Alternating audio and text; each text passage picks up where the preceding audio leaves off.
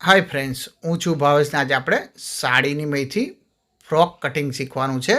આપણે આ બનાવેલું છે સાડીની મહીથી ફ્રોક, તેનો વિડીયો આપણી ચેનલ ઉપર ઓલરેડી અવેલેબલ છે. તમને ના મળે તો મને કોમેન્ટમાં જણાવજો, તેની તમને લિંક મોકલી આપીશ.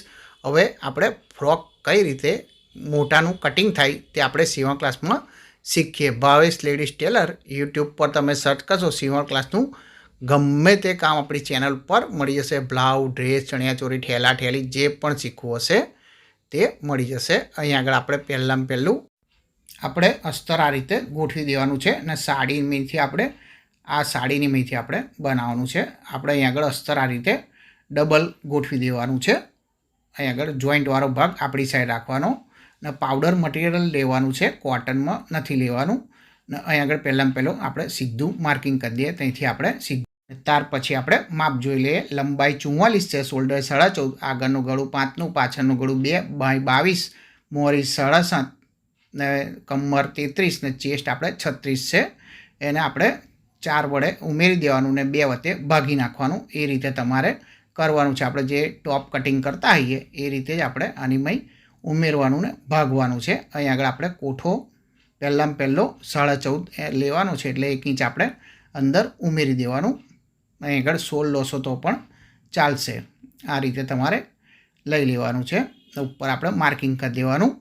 ત્યાર પછી આપણે અહીં આગળ 14.5 શોલ્ડર છે, એનું અડધું 7.25 થાય. અહીં આગળ આપણે 7.25 મૂકી દેવાનું છે. એની નીચે અડધો ઇંચનું બીજું માર્કિંગ કરી દેવાનું છે, કેમ કે આપણો શોલ્ડર ક્રોસ હોય એટલે આપણે ત્યાં આગળ ક્રોસ આપવાનું છે. અહીં આગળ આપણે મૂળો 5.5નો ને અહીં આગળ આપણે 14.5નું નિશાન કરી દેવાનું છે. આ નિશાનને લીધે જ મેં તમને એ અડધો ઇંચ વધારે રખાયું છે. ત્યાર પછી આપણે અહીં આગળ 18.5નું અડધું કરી ચેસ્ટનું આ રીતે અડધું કરીને ચોથો ભાગ મેં તમને કીધેલો એ રીતે 8.25ને ઉપર 1.5 ઇંચ દબાણ લઈ લેવાનું છે. અહીં આગળ આપણે ચેસ્ટ આપણે 36 છે, 36ના અડધા અહીં આગળ આ રીતે અડધાના અડધા કરી દેવાના, એટલે અહીં આગળ તમને માપ મળી જાય. આગળ 9.5ની 1.5 ઇંચ આપણે દબાણ લઈ લેવાનું છે. ઉપર જે શોલ્ડર મૂકે એ રીતે આપણે નીચે મૂકી દેવાનો છે. ને અહીં આગળ આપણે નીચે 1 ઇંચ એક્સ્ટ્રા ઉમેરવાનું છે, કેમ કે અહીં આગળ આપણે ટક્સ મારવાનો છે કોઠાની એટલે અહીંથી આપણે સહેજ આ રીતે ક્રોસ આપી દેવાનું છે. સાઈડમાં લબડી ના જાય એટલે અહીં આગળ 2 ઇંચનું નિશાન કરી દેવાનું. અહીં આગળ 1 ઇંચ અને ત્યાંથી આપણે આ રીતે રાઉન્ડ શેપ આપી દેવાનો છે. એટલે આપણા મૂળાનો કમ્પ્લીટ નીકળી ગયો. રાઉન્ડ શેપ આપણે મૂળાનો કમ્પ્લીટ મળી ગયો. હવે આપણે અહીં આગળ બોટને ગરું રાખવાનું છે, એટલે અહીં આગળ 4નું નિશાન કરીને અહીંથી આપણે આ રીતે ક્રોસ આપી દેવાનું છે. એટલે આપણા કોઠો ઉપરનો કમ્પ્લીટ રેડી થઈ ગયો.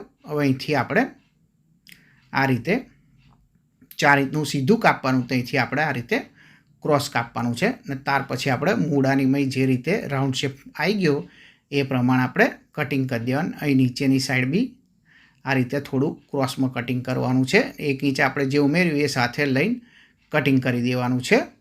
ને ચેનલ ઉપર નવા આવ્યા હોય તો ચેનલ સબસ્ક્રાઈબ કરી દેજો. ગુજરાતી સીવણ ક્લાસના આવા વિડીયો આપણી ચેનલ ઉપર મળતા રહેશે. હવે આપણા કોઠો કમ્પ્લીટ તૈયાર થઈ ગયો. હવે અહીં આગળનો ભાગનું ગારણ આપી દેવાનું છે. આ રીતે અડધો કાં તો 1.5 ઇંચનું આ રીતે ગારણ આપી દેવાનું.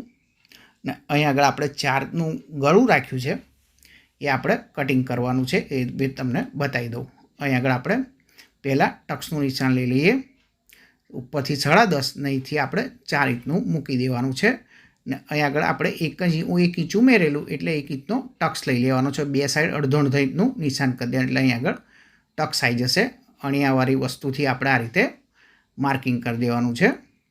ને પેન વડે નિશાન કરી દેવાના, આપણે સીવતી ઘડીએ તે મળી જાય ને ફટાફટ આપણે ટક્સ વાગી જાય. આ રીતે તમારે પેનથી નિશાન કરી દેવાનું એટલે કમ્પ્લીટ તૈયાર થઈ જાય. હવે આપણે અહીં આગળ પાછળનું ગળું કટિંગ કરવાનું છે. 4 ઇંચ મૂકીને અહીં આગળ 3નું ગળું મૂકી દેવાનું ને ત્યાંથી આપણે આ રીતે રાઉન્ડ શેપ આપી દેવાનું છે. હવે આપણે આગળનું ગળું અહીં આગળ 4 ઇંચ આપણે લેવાના છે. અહીં આગળ ગળું 5નું રાખવાનું છે. અહીં આગળ આપણે 4 મૂકવાના છે. ત્યાંથી આપણે આ રીતે રાઉન્ડ શેપમાં કે તમારે ગમે તે શેપમાં કટિંગ કરતા હોય એ રીતે તમારે કટિંગ કરી દેવાનું. ઉપર તમારે શોલ્ડર આ રીતે 4 રીતનું મૂકીને કમ્પ્લીટ કટિંગ કરી દેવાનું. હવે એના નીચેનું આપણે ફ્રોકનું નીચેનું અસ્તર કટિંગ કરવાનું છે. એને આ રીતે આપણે ગોઠવી દેવાનું ડબલમાં. ત્યાર પછી આપણે અહીં આગળ સીધું પહેલાં માર્કિંગ કરી દઈએ, કેમ કે અસ્તર વાંકા ચૂકી હોય તો એ કમ્પ્લીટ સેટ થઈ જાય.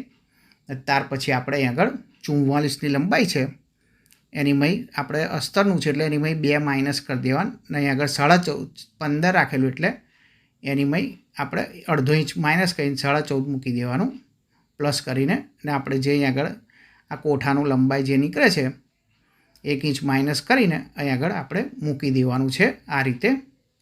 ને ત્યાર પછી આપણે અહીં આગળ સીધું માર્કિંગ કરી દઈએ. ત્યાંથી આપણે નીચે સુધી આ રીતે ક્રોસમાં આપી દેવાનું છે એટલે તમારે આ કમ્પ્લીટ માર્કિંગ થઈ ગયું. હવે આપણે અહીં આગળ કટિંગ કરી દેવાનું છે. અહીંથી આપણે થોડું નીચેની સાઈડ રાઉન્ડ શેપમાં આપવાનું છે આ રીતે, એટલે નીચે સાઈડનો ભાગ લબડી ના જાય એટલા માટે. અહીંથી આપણે ઉપરનું આ રીતે કટિંગ કરી દેવાનું છે એટલે આપણા કમ્પ્લીટ અસ્તર થઈ ગયું. હવે અહીં આગળ આપણે સાઈડમાં ચેકો મારી દેવાનું છે એટલે આપણને મેળવતા ફાવે એટલા માટે આપણે કમ્પ્લીટ અહીં પણ ચેકો મારી દેવાનો એટલે આપણે આ કમ્પ્લીટ અસ્તર કટિંગ થઈ ગયું. આ રીતે અહીં આગળ તમે ટક્સ મારશો એટલે આ તમારે કમ્પ્લીટ મળી જશે. અહીં આગળ આપણા અસ્તર કમ્પ્લીટ થઈ ગયું. હવે આપણે બાંય કટિંગ કરવાની છે. સાડીની મયથી જ આપણે બાંય કટિંગ કરવાની છે. ફૂલ સ્લીવ છે એટલે આપણે અંદર કાપી નથી, નહીં આપણે ડાયરેક્ટ સાડીની મય જ કટિંગ કરવાનું છે. અહીં આગળ 22ની લંબાઈ છે એટલે એક ઇંચ ઉમેરી દેવાનું એટલે તેવી થઈ જાય. અહીં આગળ 3નો મૂળો ગાળવા માટે રાખવાનું છે, કેમ કે આની બાંય થોડી ઓછી છે પણ મેં ચલાવી લીધી. હવે અહીં આગળ તમારી જે મોરી હોય એને અડધું કરીને 1.5 ઇંચ આપણે ઉમેરી દેવાનું છે. ને ત્યાર પછી આપણે અહીં આગળ મૂળો માપી જોવાનો છે કટિંગ કરવા માટે, બાંય કટિંગ કરવા માટે. આ રીતે અહીં આગળ માપી લેવાનો છે. 8.5 થાય છે એટલે અહીં આગળ 1 ઇંચ માઇનસ કરીને અહીં આગળ મૂકી દેવાનું. 1.5 ઇંચ આપણે અલગથી લઈ લેવાનું છે. ત્યાર પછી આપણે અહીં આગળ આ રીતે ક્રોસમાં માર્કિંગ કરી દેવાનું. નહીંથી તમારે રાઉન્ડ શેપ જે રીતે બાંય કટિંગ કરતા હોય એ કરી દેવા. આપણી ચેનલ પર પરફેક્ટ બાંય કટિંગનો પણ વિડીયો બનાવેલો છે ને એકદમ વ્યવસ્થિત રીતે સમજાયેલું છે. એ વિડીયો તમે ચેક કરજો, તમને ખબર પડી જશે કે સ્લીપ બાંય કઈ રીતે કટિંગ થાય. આ રીતે આપણે કમ્પ્લીટ બાંય કટિંગ થઈ ગઈ. ને આપણે સાડીની મયથી કટિંગ કર્યું છે એટલે આની મય ખાડા ટેકરો કટિંગ કરવાનો નથી. આ રીતે આપણે પરફેક્ટ બાંય કટિંગ થઈને તૈયાર થઈ ગઈ. હવે જે બચેલી સાડી છે એની મયથી આપણે કોઠો પણ કટિંગ કરવાનો છે. આ રીતે એડજસ્ટ કરીને કોઠો અહીં આગળ ડબલમાં ગોઠવી દેવાનું, કેમ કે આગળ પાછળનો ફંડ કાઢવાનો છે એટલે અહીં આગળ ડબલ કરીને મૂકવાનું છે. આ રીતે આપણે થોડું વધારે રાખીને કટિંગ કરી લેવાનું છે. અહીંથી સીધું કરી લઈએ. ત્યાર પછી આપણે આ રીતે કટિંગ કરી દેવાનું એટલે સીવતી ઘડે આપણને ઇઝી પડે એટલા માટે. હવે આપણે નીચેનું 44 લંબાઈ કાઢવાની છે એટલે આપણે જે ઉપરનો કોઠો રાખ્યો હોય ત્યાં એને મેં 1/2 ઇંચ ઉમેરીને અહીં આગળ આપણે 44 મૂકી દેવાનું ને નીચે વારવા જેટલું રાખવાનું છે. આ રીતે તમારે પછી માપી જોવાનું. અહીં આગળ જે માર્ક આવે એ પ્રમાણે પછી તમારે આખામાં આ રીતે સીધું માર્કિંગ કરી દેવાનું છે. 4 બેવડી આપણે જે બી સાડીનું કાપડ વધ્યું એ બધું જ આપણે 4 બેવડીમાં વારી દીધું છે. આ રીતે સીધું જ રાખવાનું છે, કેમ કે આપણે ચપટીઓવાળો બનાવવાનો છે એટલા માટે. નાનો વિડીયો ફૂલ તમારે કઈ રીતે બને એનો પણ આપણે ઓલરેડી આપણી ચેનલ ઉપર મૂકેલો જ છે, તો કોમેન્ટ કરજો તો તમને તેનો પણ વિડીયો બનાવીને મૂકી આપીશ.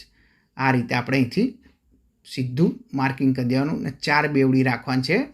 4 જ પડખા વારવાના છે. સાડીના ગમે એટલા વધે એ બધા જ આપણે એ આગળ મૂકી દેવાના 4 બેવડી કરીને. આ રીતે આપણે કટિંગ કરી લેવાનું છે ને આપણે અહીં આગળ ચેકો મારી દેવાનો એટલે ચપટીઓ મારતી ઘડે આપણને ઇઝી પડે.